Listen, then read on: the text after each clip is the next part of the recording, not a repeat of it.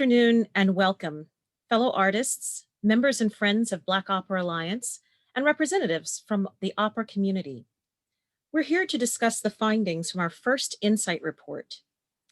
My colleagues, Garrett McQueen, Dr. Dorel Akon, and myself, from the Leadership Council of the Black Opera Alliance, and Jim DeGood and Eric Nelson from TRG Arts, a leader in arts analytics.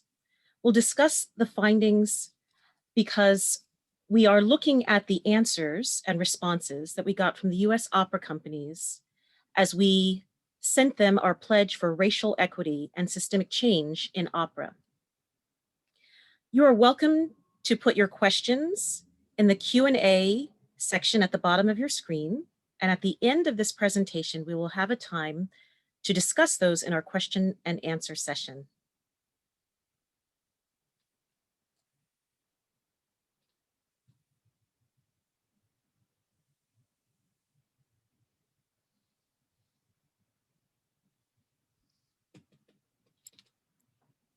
So we'll go ahead and get started here. As Pam said, this is our April 2021 Insight Report. The main focus for this report will be on responses from opera companies to our pledge for racial equity and systemic change in opera, and also for us to discuss some next steps in this work within our partnership with TRG Arts. A little bit about the Black Opera Alliance. We are a group of over 900 artists and administrators fighting for racial equity in the opera industry. This next slide talks about our mission statement, which is the main focus of which being to empower those of us who are here doing this work, whether it be in opera companies, on the administrative staff, on the stages of opera companies, or hopefully even in the boardrooms of these companies. You know, we are a younger organization. We got started in June after a response to all that was going on with the Black Lives Matter movement and those protests, as well as the COVID-19 pandemic and its disproportionate effect on the Black community, especially of those of us in the arts industry. How can you support the Black Opera Alliance? And I realize that I'm moving through these slides pretty rapidly, but this presentation will be made available to any of those who would like to review it further. And so you're welcome to see any of that information in the presentation. A lot of that information is also on our website. And so that's the first way you can support us, by going to our website, exploring all the different channels we have of support, the main of which being signing the pledge if you're an industry leader. And you can find that at the blackoperaalliance.org/pledge. And if you're a supporter and you just want to sign the petition in support of the pledge, that same link will give you access to that website as well. Secondly, you can donate to our cause. Right now, we are finishing up our push for equity. We had a $10,000 goal. I think we are just over 85% toward that goal. And so any additional support to that cause would be greatly appreciated. We've already been able to utilize those funds to subsidize recording equipment during this newly very digital realm we're in as artists, as well as other opportunities for our members. And then finally, become an ally by following us on our different platforms and on Instagram and Facebook. That's at Black Opera Alliance. Pam will now just walk us through the 8 main tenets of our Pledge for Racial Equity and Systemic Change, which is the document that these companies have been challenged to acknowledge and commit to.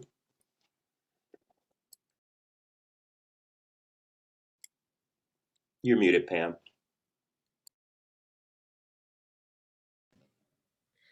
Number 1. Hire Black artists who reflect, at minimum, the racial demographics of our most diverse communities for both outreach and main stage productions. Number 2, Require that administrative staff, orchestra members, and independent contractors reflect at minimum the racial demographics of our most diverse communities. Number 3, program and prioritize works by Black composers on the main stage, especially those that feature storytelling true to the complexity and broad experience of Black culture. Number 4, hire more Black creatives and production personnel at every level of the organization.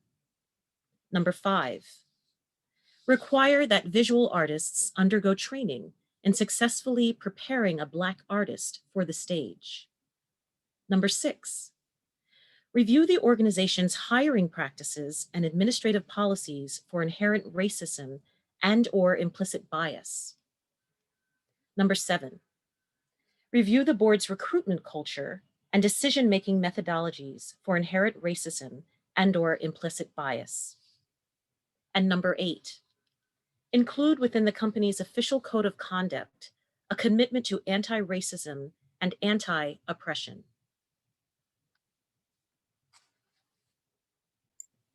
Great. Thank you, Pam.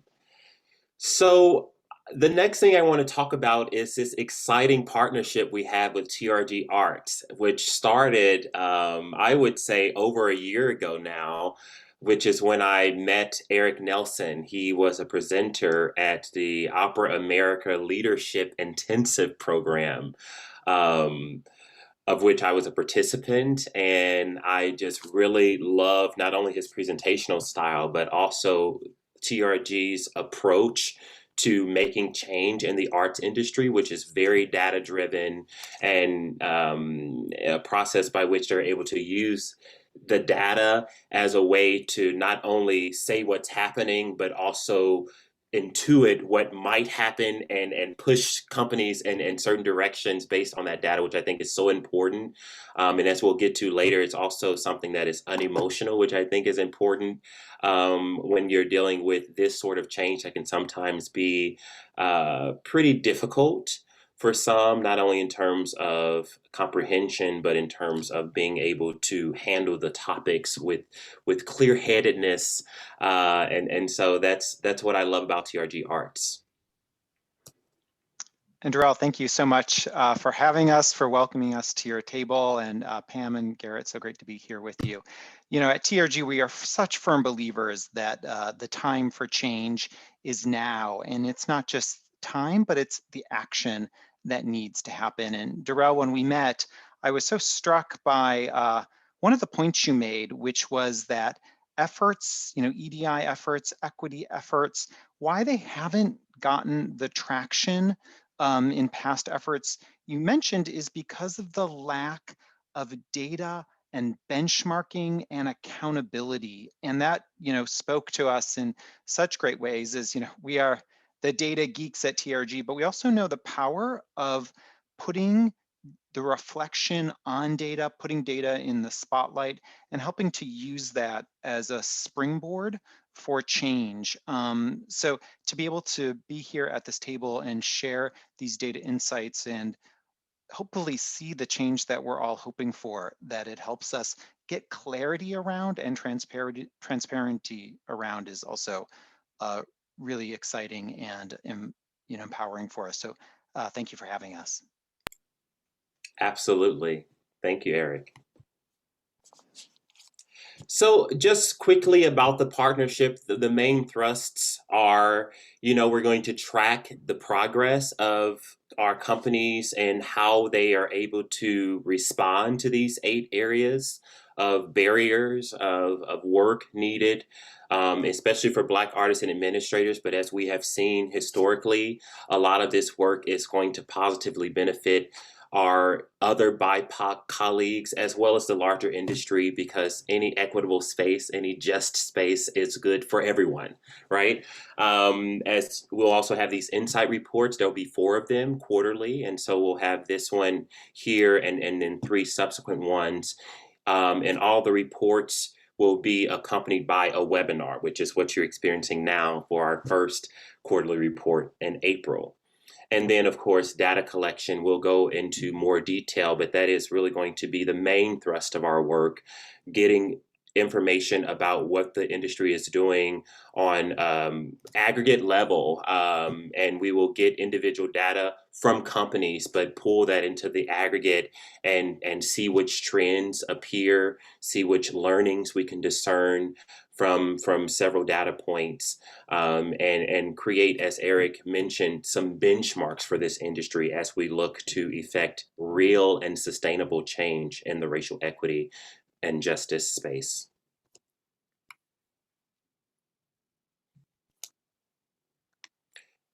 And so, just a little bit about our goals and intentions. The expectations from the field.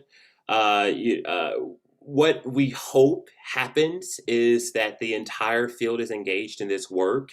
We are right now at about 85% of the industry that has responded to our call to sign on to the Pledge for Racial Equity and Systemic Change in Opera, and we hope that that number ultimately becomes 100%. We hope that our partnership with these companies sustains even beyond the Pledge. We hope that companies are receptive to our calls for data collection and our prompt and enthusiastic as we are about gathering that information and learning which insights we are able to gauge from that. Those are our expectations, right? And the main timeline right now, we're in April. This is our first quarterly report. As I said, we're at about 85% of companies that have responded. We are continuing to get signed pledges, which is very exciting, even from companies, much smaller companies that may not have been reached out to originally, that are seeing our work and sending in pledges on by their own volition, which is very, very exciting. After this, we are going to be sending out a workbook as well as surveys for boards and administrative staff, just to get the demographics of those groups of at companies, as well as discern certain information about companies and productions. And we'll talk a little bit more about that later. And then we'll have more insight reports based on the data we're able to get and analyze from those different collection mechanisms. And so the next insight report document and webinar will be in June. And then we'll have another in September, with the final one being in December. And of course, we'll at that point explore how best we can assist the field moving forward. And Garrett, if you want to talk about just the sustainable partnership we're hoping to cultivate with Opera Company and colleagues. Yes, thank you very much. So as Darrell mentioned earlier, the Black Opera Alliance is a community of over 900. And within that community is a very, very, very diverse set of perspectives and experiences. It's not only singers, it's people who represent all corners of the opera industry. With that very diverse collection of people, there have been cross collaborations and some real impact within the confines of the Alliance. So with that in mind, our network is national, our network is global, and we want to further integrate our network, what we've learned and what we've benefited from, into the communities that these institutions serve. Making music, as a famous conductor once told me, is the second most intimate thing that you can do with a person. So as we go into changing what's so intimate and what we hold dear, we really want to center the fact that this isn't the Black Opera Alliance coming in, trying to pick up the pieces and going away. This is a continued partnership that speaks to the uniqueness of the communities and the uniqueness of each of those opera companies. As we move forward, we hope to continue to help opera companies do things like pull in DEI specialists, which is something that's spoken to in the pledge. We hope to help these opera companies see the art that's in their communities and the artists that are in their communities, for this cross collaboration to be not only something that is on paper, as we're seeing here today, but something that is as intimate and artistic as the music that we all love.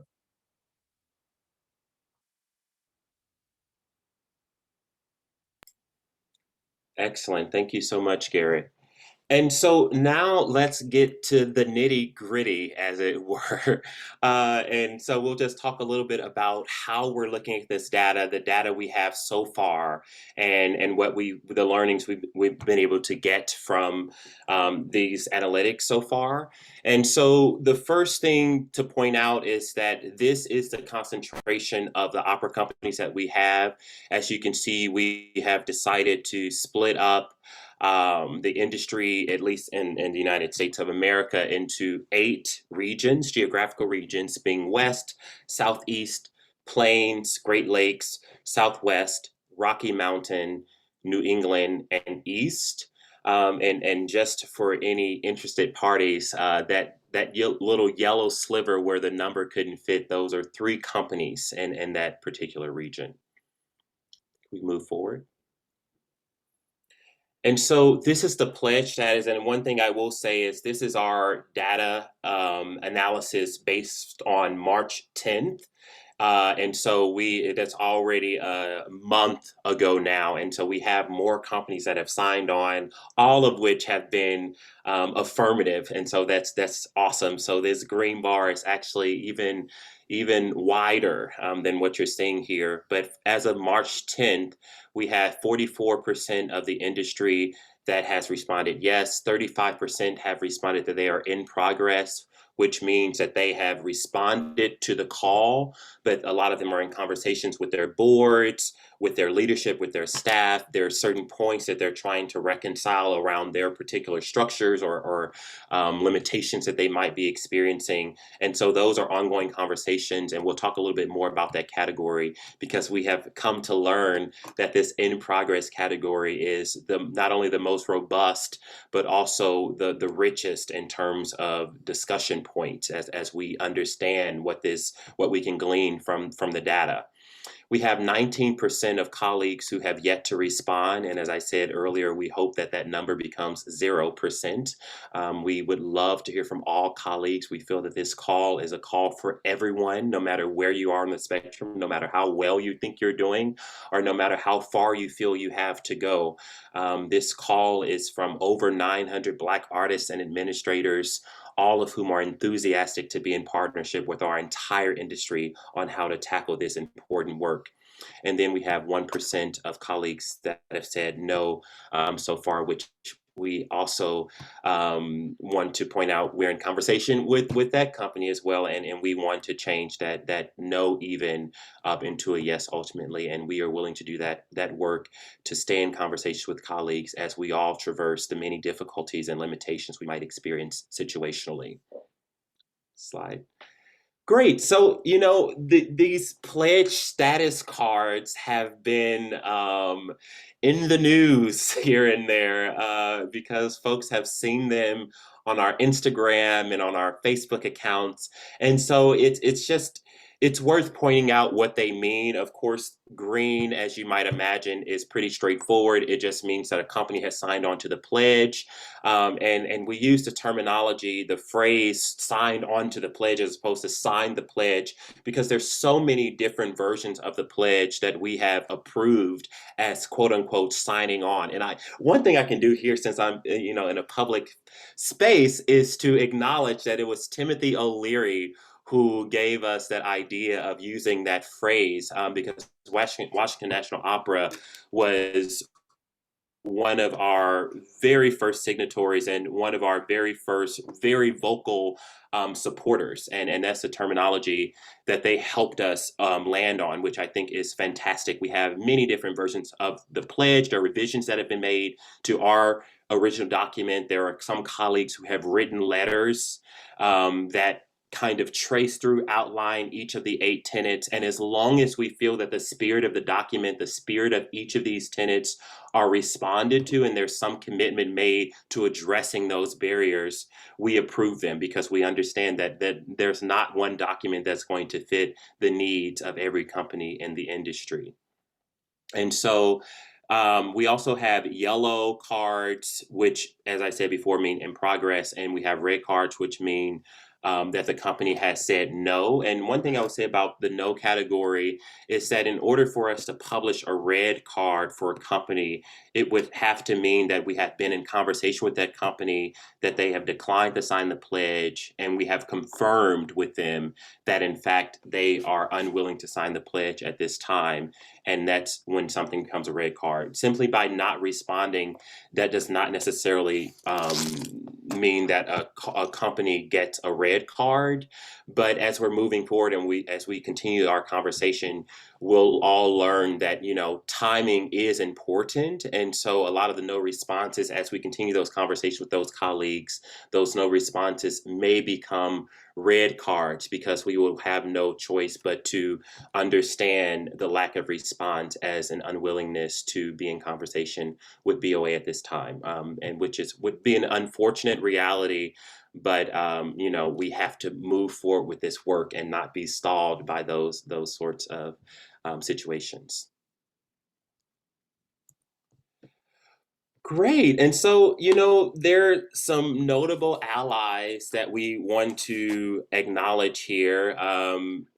Probably our biggest ally and partner in all of this is the Latinx Women in Opera, who have been so supportive over our social media channels. They are a true partner of the Black Opera Alliance, a sister organization. Also, our Latin artists and opera group, Black Women in Opera, of course, our Soloist Coalition colleagues, Soloist Coalition Young Artists. All of these are allies. We have some non-opera industry colleagues who are also in conversation with BOA around partnering, and hundreds of people, thousands of folks have signed on not only to the pledge. We have the 44%, probably closer to 46% of folks who have signed yes on the pledge, but there are even thousands more who have signed our petition in support of this work. And so all of those are allies. And we also have some quotations here from colleagues in the field who are appreciative of the work that we're doing. And so we'll just leave this slide up for a second to have you read through some of those sentiments.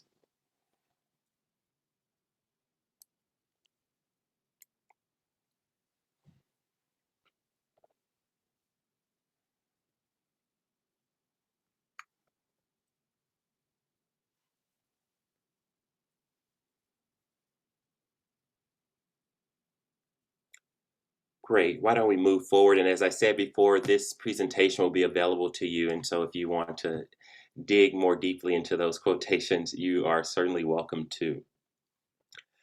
I'm wondering, Garrett or Pam, anyone want to take this slide? Yeah, I'll go ahead and take here. So one of the things that this report, what the data we're collecting is showing us, is that there are variations, as you can see, when it comes to communities, regions in which opera companies are held, and their relationship with the pledge. So on this slide, based on the regions that we laid out earlier, you can see how opera companies in these regions have responded or not to our pledge. So, for example, in the East, on the very bottom there, we have close to 60% yes among opera companies in that region. In the Rocky Mountain region, there aren't any yeses currently, but there is in progress. So if you, as you go across the different lines of this graph, you can see how different regions and the communities that those regions represent interplay with this pledge and what opera companies are doing with it, at least so far. And I think we'll definitely get into some more discussion about that specific here in a bit.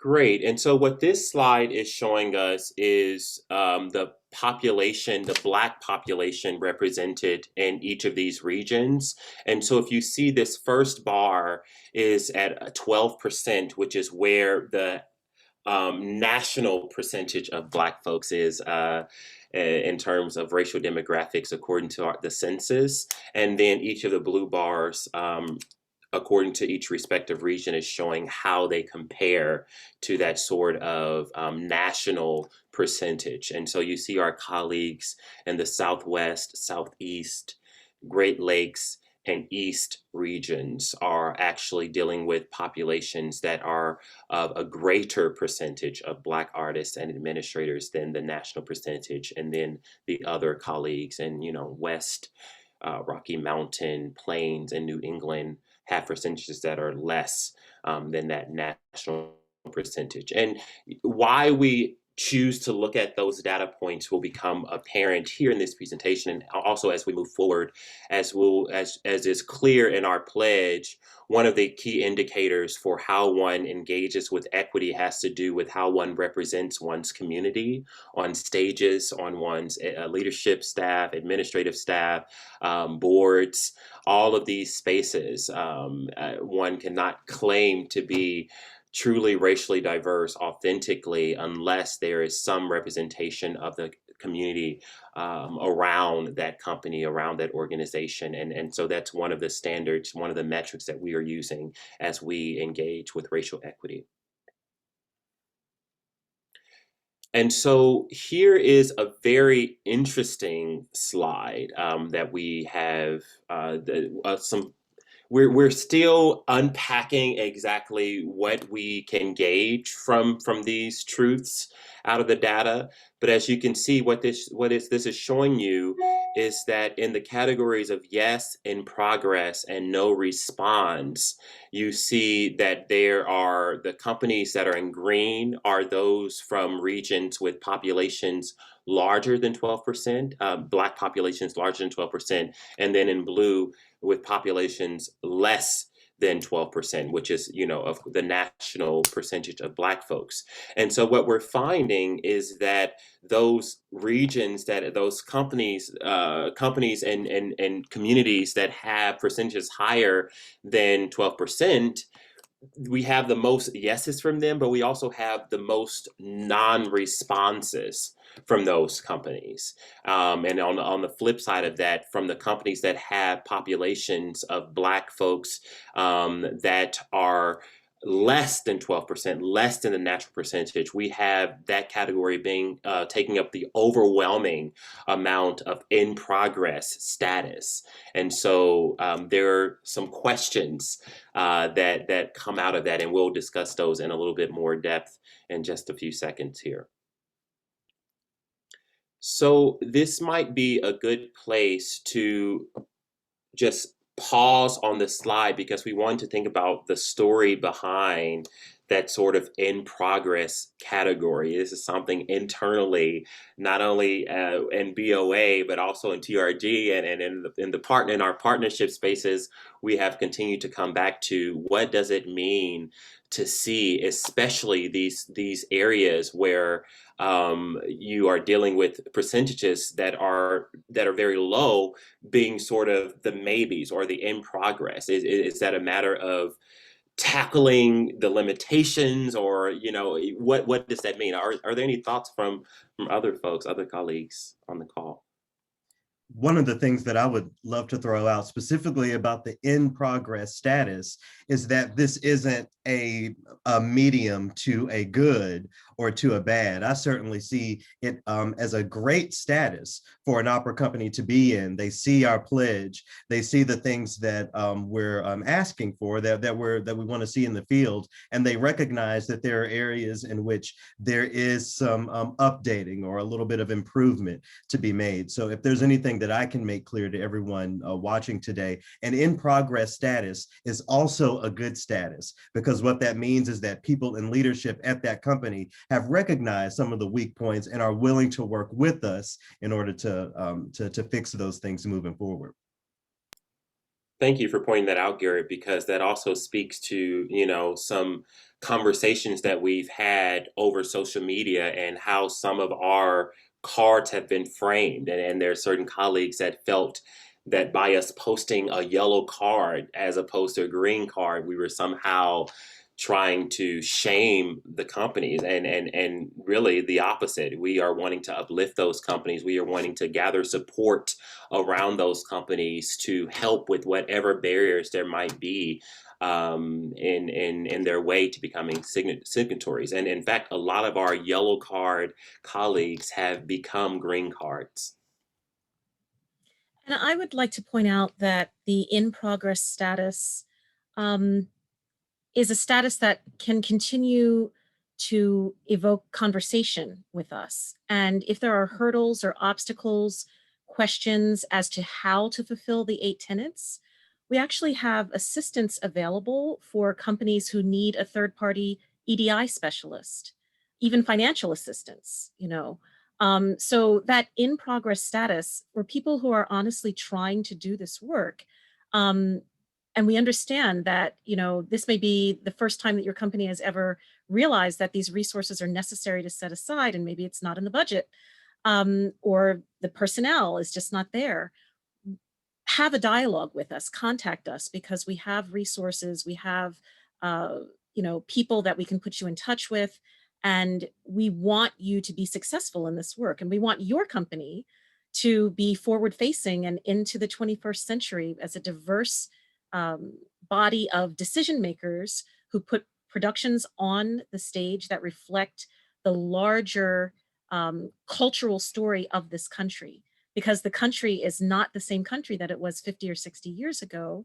The country is changing, and the stories and the people and the composers and the conductors and all of the support staff that people want to see involved in opera, that pool needs to expand, and we can help you get there. So don't think of, you know, the pledge as this to-do list of things that it's going to be, you know, hurdles and obstacles, and you're in status because you're stalled and don't know what the next step is. Please reach out to us so that we can help you. And Pam used a phrase that I would love to underscore: in dialogue. One thing that I think that we should not glaze over is that when it comes to every card, that is the result of conversations. It's not a simple exchange of emails. We've been on Zoom calls like these with many opera companies, and whether it is green, whether it is in process, in progress, or otherwise, it comes from a conversation. I spoke earlier to maintaining those relationships. At the end of the day, that's really what we're trying to maintain. So I want to make sure that folks understand watching that not only are communications concerning these things digital, there are actual conversations that Black Opera Alliance is having with members of leadership that is resulting in these statuses. Indeed, and I was struck by, I've heard it before, but hearing it again, you know, the different versions of the pledge, Darrell, that you spoke about. So, you know, the collaboration that you all are having with the sector to say, you know, we need to get someplace, but we also know that this is about relationships and partnerships. So how do we have a dialogue where we talk about that? And speaking of dialogue, it's, you know, our sector has struggled with this for so long, but there are tools available where organizations, if you're in one of these sectors, or you just wanted to know as an opera company, to find out what the makeup of your community is, racially, demographically, it used to be hard to get, but it is information that is now significantly easier to come by. And as we think about reflecting on our stages and our staffs, what our communities look like, our communities are going to start asking more and more, why don't our companies who, you know, are in my, you know, backyard don't represent or don't look like the folks who I see walking around my neighborhood? So, you know, there are tools to look at. They're easy to come by. They don't have to be expensive. And you can start aligning yourselves about not only getting to know how, as an organization, you can make some of these changes, but also understanding your community and what the makeup of your community looks like to best reflect that. So I know there are tools that we can help with, that we can help BOA connect you with to help demystify some of those data points to understand, you know, truly what the makeup of your community is. One interesting conversation that we had when we were unpacking some of the data was in the no response category, and what no response might mean. And there is a generous spirit amongst the Black Opera Alliance colleagues who are engaging in understanding meaning here. On the one hand, a no response might mean I serve a community that has a high proportion of diverse population. And so the bar for me to represent my population in my work is very high, and that feels unattainable. And because it feels unattainable, I'm not able to take a first step forward because nothing that I do in the short term will look like success. On the other side of the coin, there are communities or companies rather that have not responded, that serve populations that are pretty homogenous and don't reflect a lot of diversity. And for those companies, the bar may seem too low. Like, why might I need to reflect the community that I serve? In fact, I would need to go further. And if I go further in terms of equity, what will that mean for my community? So lots of questions. And I think, Garrett, if I were to pick up what you were describing with the in progress section, really there's an invitation from the Alliance to say, let's not just be concerned about whether the bar is too high or too low. Let's have a conversation about what progress might look like, regardless of whether we can reach a certain threshold.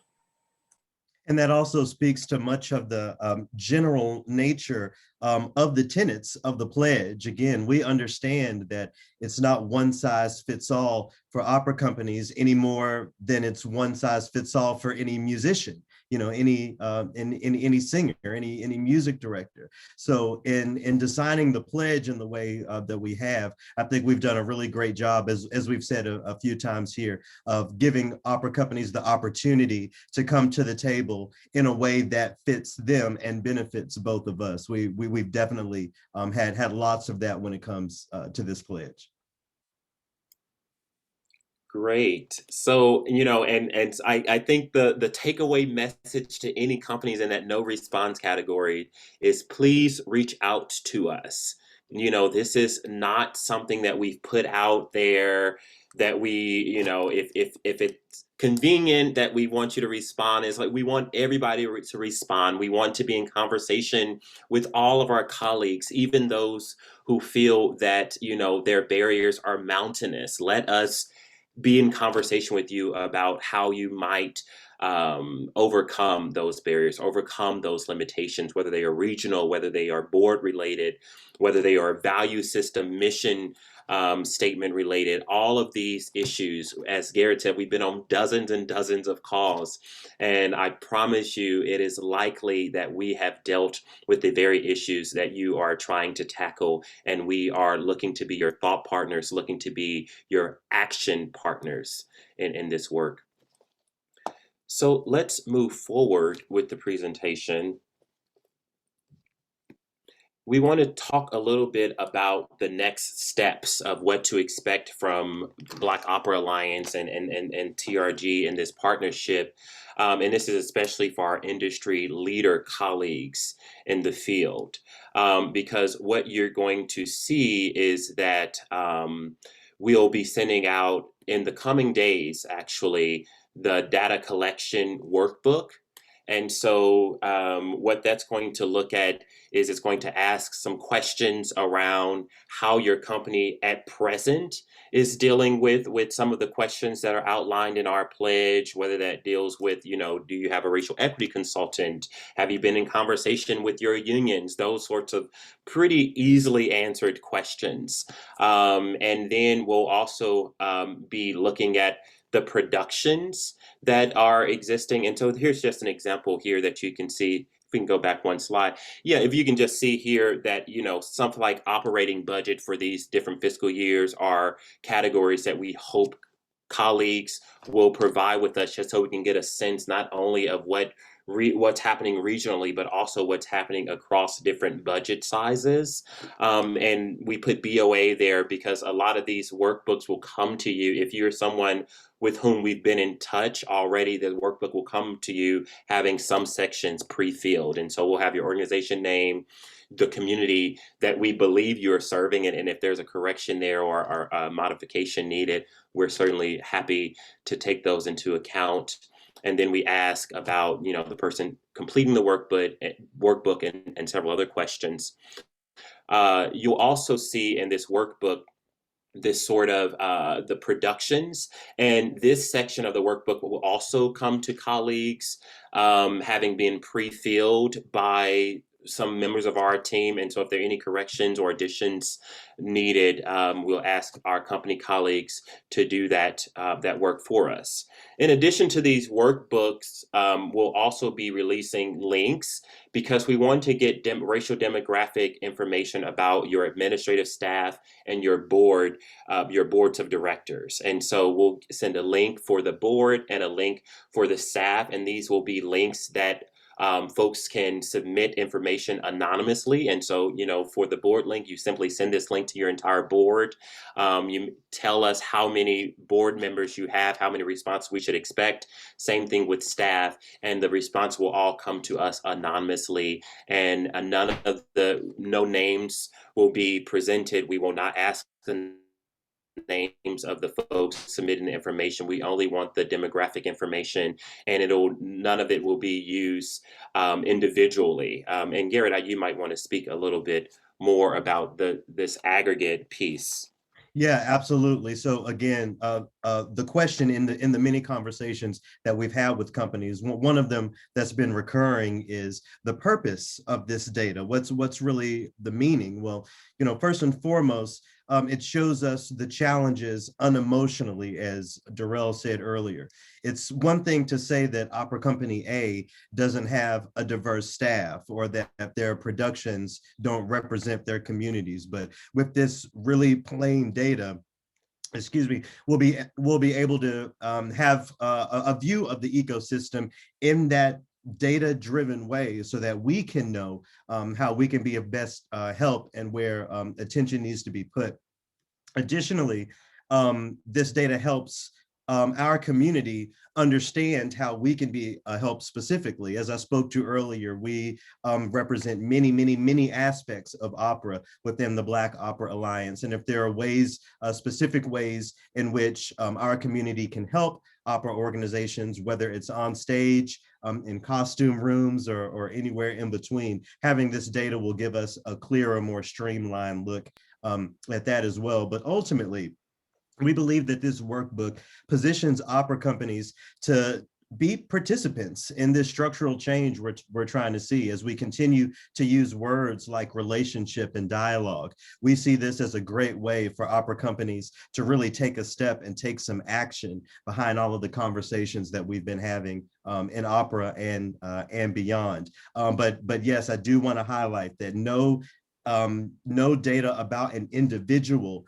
will be used or will be applicable to this data or any presentations of the data. We're only using and publishing what we learn from the aggregate of the data. So we won't have board member name and race. We're only looking at the bigger picture, again, as a means of having a clearer, more streamlined look at what the ecosystem is right now.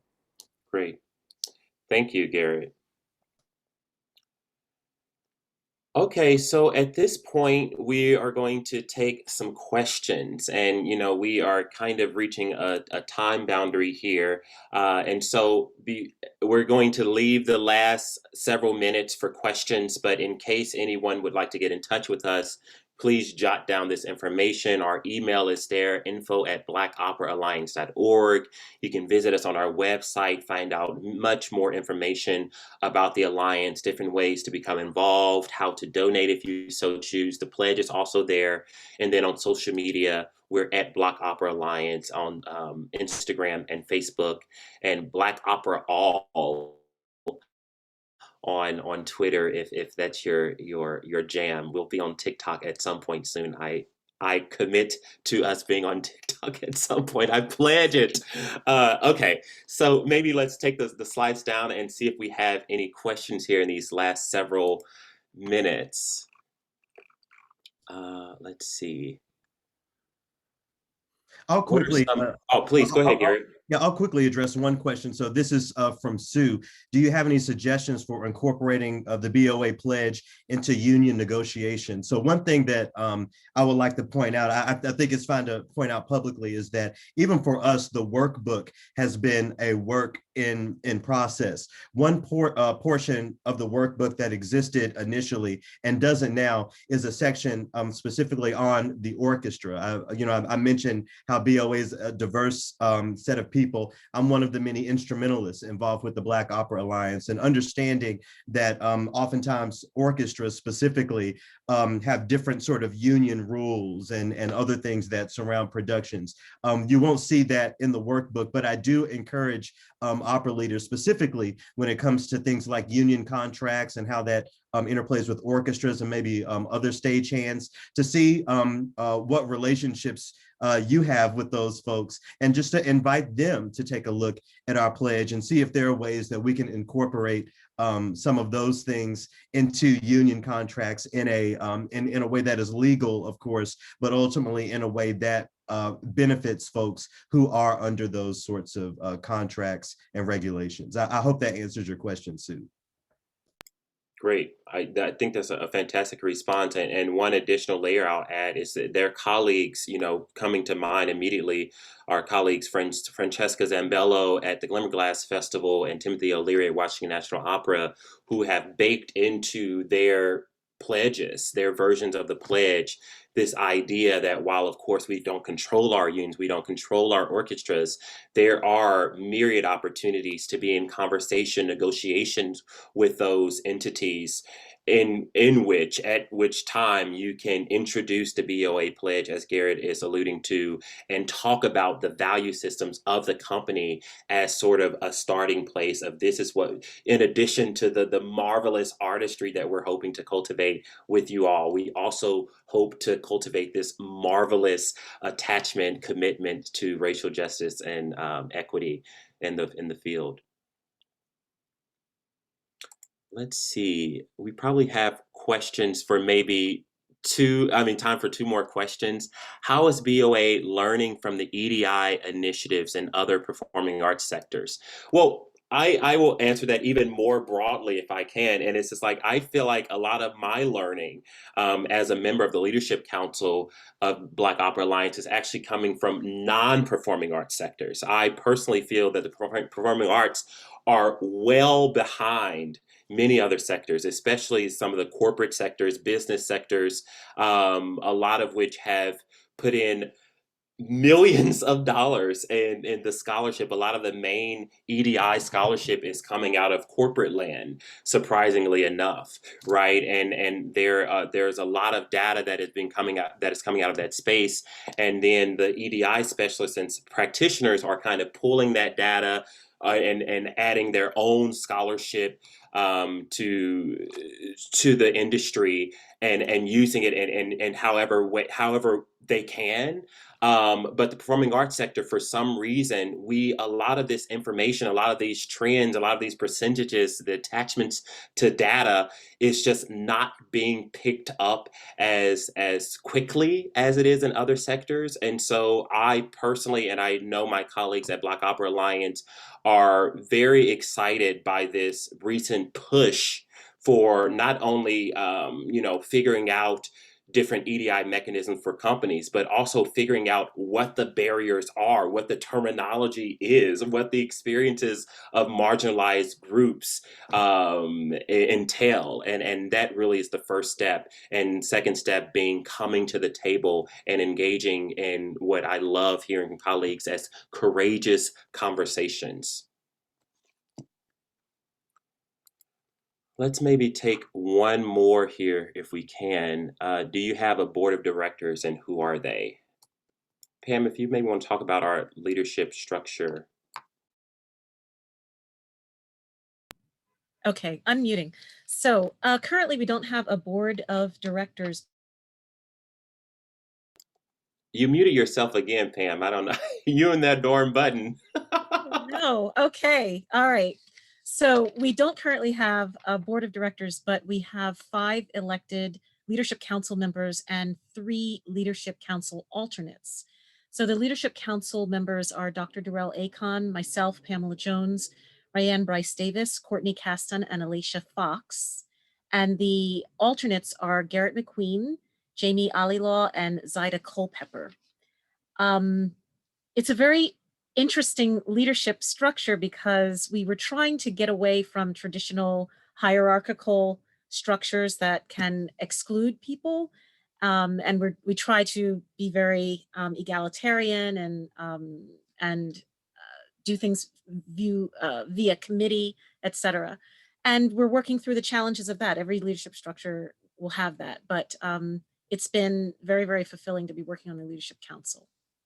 I'll quickly tag on to that. In conjunction with the requirements for a 501c3, as far as that conversation is concerned, there certainly is a board of directors. So if the question is, are we meeting of those sorts of requirements? Yes, we are on paper. In practice, we're embracing a leadership structure that is a little more untraditional and one that we think will speak to our community and our needs a little more efficiently.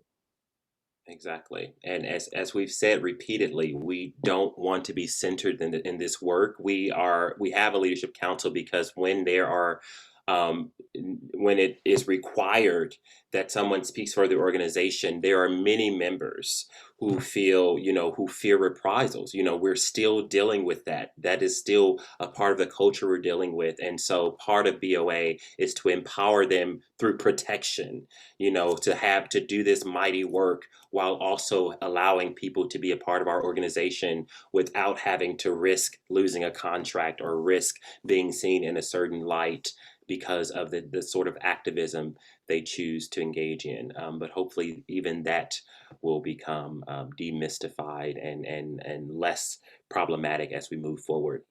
I think this is, yeah, please, Gary, go ahead. I would just like to say, I would quickly love to just take one of the hard questions, maybe, if we may, just to feel like we aren't skipping over anything. There was a question in the chat concerning the green, yellow, red sort of structure, and how maybe how we're describing it is a little bit more nuanced than it may come across.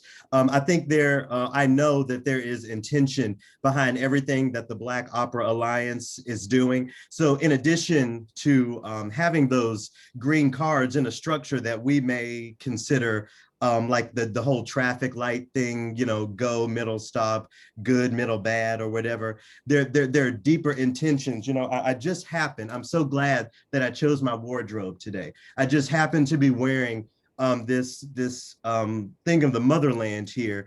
And look, oh my goodness, we have the same colors as in the cards, right? So in centering Blackness and centering the needs of Black people, I would encourage folks to also experiment with centering the Black experience when we're talking about Pan-Africa, when we're talking about Pan-African colors, when we're talking about everything that goes into the visual and into the work of what Black Opera Alliance. We're really trying to encourage folks to really switch gears and try to see things from a different perspective. So I would encourage anyone who feels a little bit uncomfortable with the green, yellow, red structure to consider what it might mean if your perspective on what those mean could change. We have added nuance and definitely report and put forward the nuance of those three colors. I hope that I encourage folks who see that and feel a way to maybe change the perspective slightly and consider the good that we're trying to do and not any sort of shaming or putting on blast.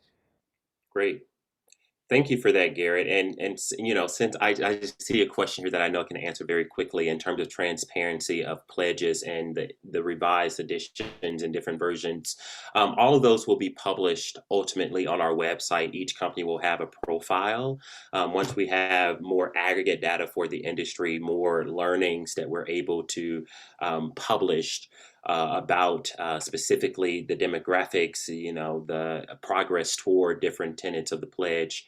We'll have a whole part of our website devoted to outlining how we are engaging with our colleagues in the industry. And so that is forthcoming. A lot is forthcoming. And that's a really good concluding thought here, is that, the pledge is the first step of a magnificent journey that we're hoping to take with colleagues in the field, one that we're hoping to take in community, not as a separatist organization, not as this organization, that is causing folks nervousness or anxiety, but rather a family member to the industry, just as each of our organizations, each of our companies has something unique and special to add. We feel that in this particular moment in history in activism and advocacy, we also play a very specific and unique role. And we hope that all of our colleagues, supporters, friends, donors can support us in that work. And thank you so much for being here. Thank you for your continued support, and thank you for your commitment to this deeply, deeply important work.